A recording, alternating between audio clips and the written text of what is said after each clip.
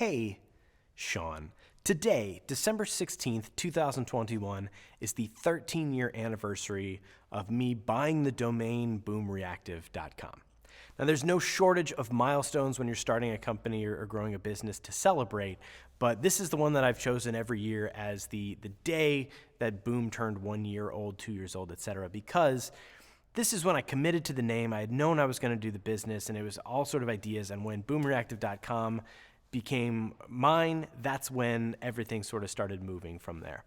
In these 13 years, I have learned a ton, and Boom has grown and changed and evolved. And I've learned so much about myself and about running the business. We started just doing photography and video and a little bit of web design, then bought hard into social media management. We're doing that for a long time and doing video as a part of that.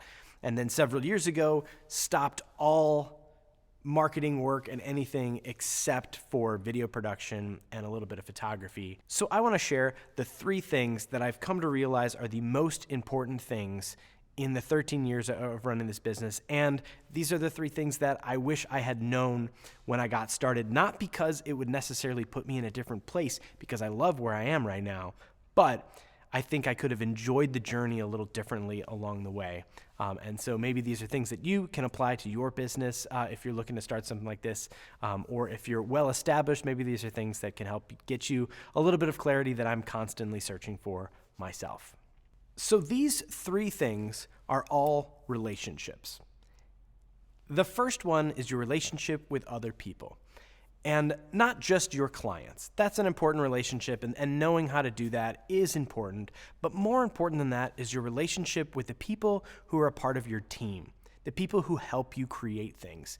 And whether they're your employees or, like me, if you hire independent contractors, while these people aren't on my payroll nonstop, having a good relationship where you know when you book a gig, when you find a client and they say, hey, would you be able to do this?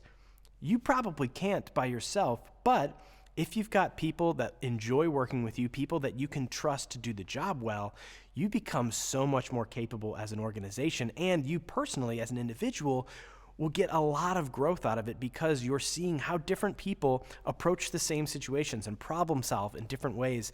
And if you can learn from that, you can grow so much as a creator. And so having good relationships with people, reaching out, listening to them, not coming in and saying, look, I'm a producer, I'm gonna hire you, you do this job, but saying, hey, I would like to partner with you on this production. We're just doing product photography, but I'm not gonna tell you how to light it. Let's do it together. Let's figure this out.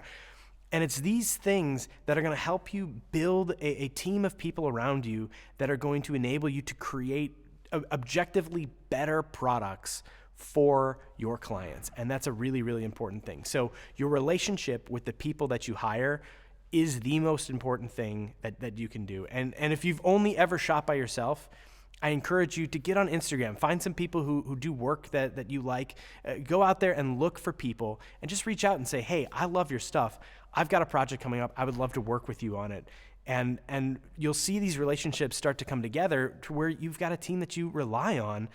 Just yesterday, as of filming this, I was working with my friend Sean Kirkland. He and I have this budding relationship, and he directed while I did all the production, and I was filming and lighting, and actually we're on the set right now that we were using for that. That's why it looks so nice.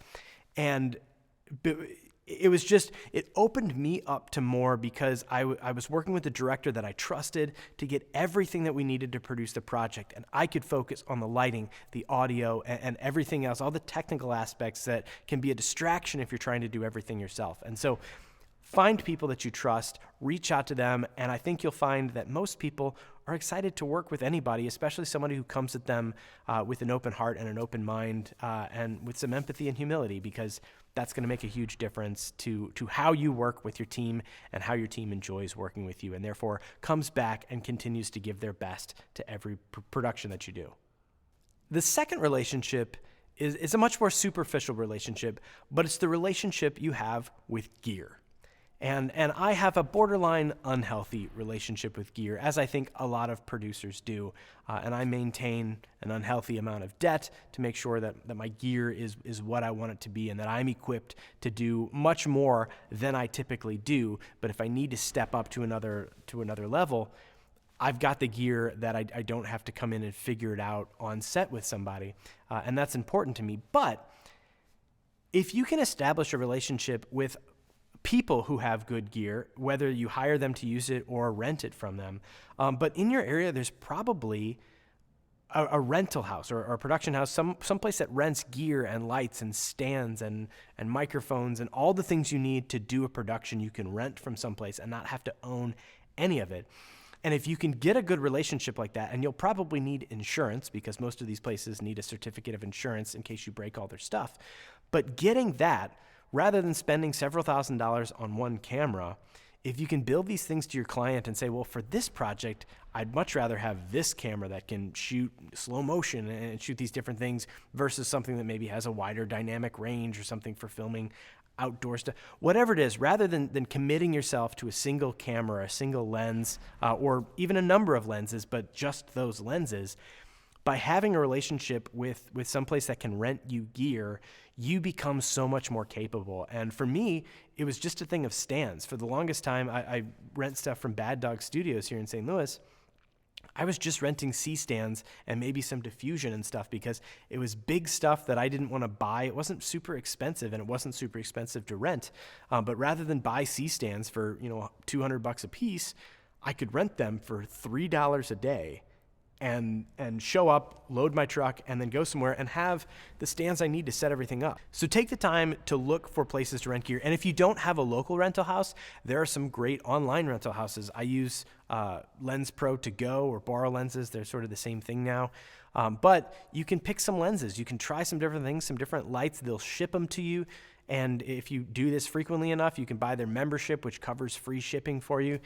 But having these resources will physically equip you to be a tangibly better producer because you have access to more advanced gear than you might be able to afford to own yourself. Because owning gear isn't just buying it, it's also the insurance to cover it and all this other stuff, and maintaining it and upgrading it occasionally as it gets older and wears. So having a relationship with somebody who can rent you gear that is well taken care of and available for you when you need it will go a long way to making you equipped to produce things much better than you might be producing right now. Lastly, the third relationship is the most important one, and that is your relationship with yourself. And I split this into two pieces that sort of seem contradictory, but they're both essential. The first one is confidence. As you go out and produce things, it can be very easy to always be in this mindset of I'm trying something or I'm a bit out of my element, because every time we do something in production, there's always the first time we did something. There's the first time I hired people. There's the first time I worked with multiple people on camera. There's the first time I rented lights. And you do this and you show up that day and you just feel like, oh, I haven't done this before. Give me some slack. I haven't done this before. And you carry that energy with you in some subtle and maybe even subconscious ways. But having the confidence to say, I know what I'm doing and I'm being thoughtful about it, and having the confidence to understand that your clients are rooting for you. And this is such a crazy concept that so many of us struggle to understand and to really absorb and believe. But when you're doing production, the people who are hiring you to do it really want you to do well. And I say this a lot, but there's times when my phone rings and it's a client and I'm like, oh no, what did I do? What did I overlook? I sent them something in the edit and they're going to hate it, or I didn't have permission to film something and they told me not to use it and I did. I always build this up like they're going to be mad and they're going to yell at me and they're going to demand their money back. And never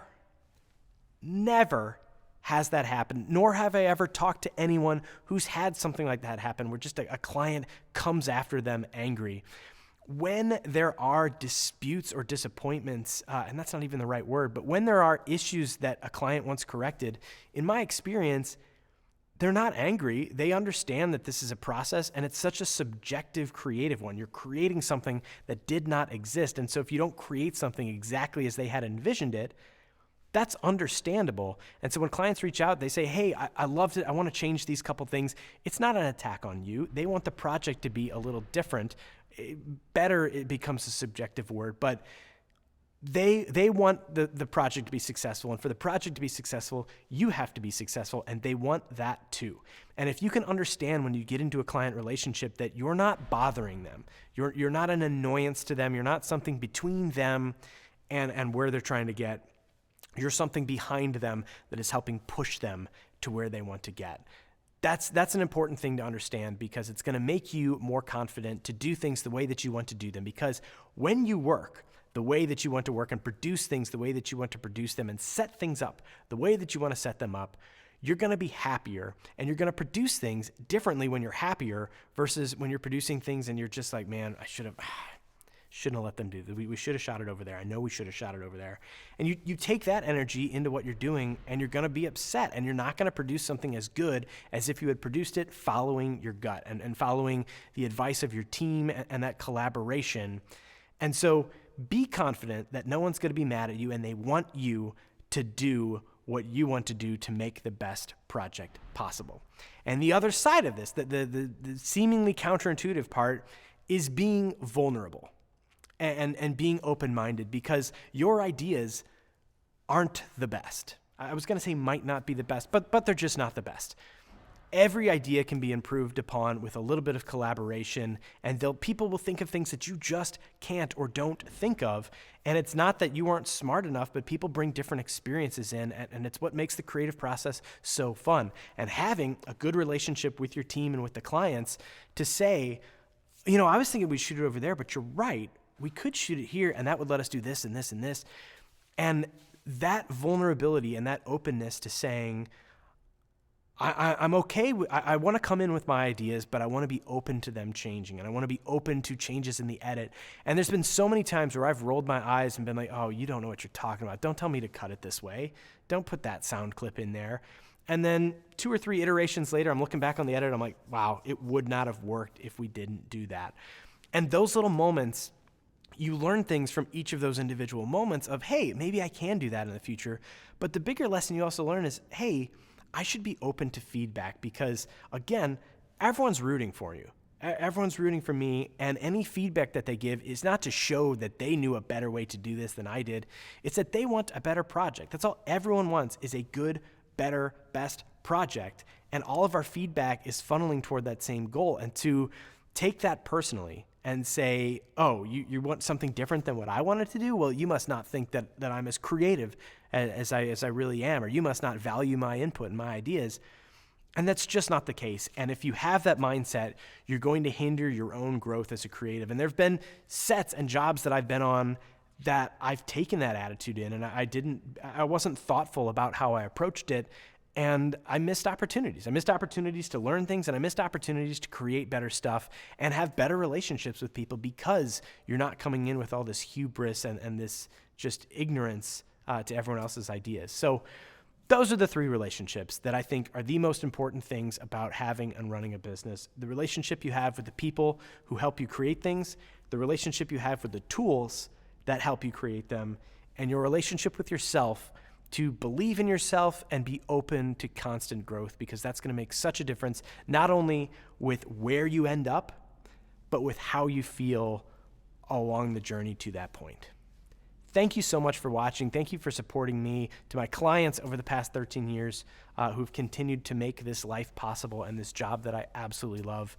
Thank you so much, because without you, it's not possible, and it's just a hobby. But because of you, I get to pay my mortgage and buy food for my family, and that matters a lot to me. So thank you to all the viewers who have been a part of this channel as it continues to grow, and who've tolerated my ups and downs and my interests as they've come and gone. It's a very cool thing to have the support not only of your family and your peers and your clients, but a general online community goes a long way. Thank you so much for watching this. I really appreciate it. That's all I got. See you later. Bye.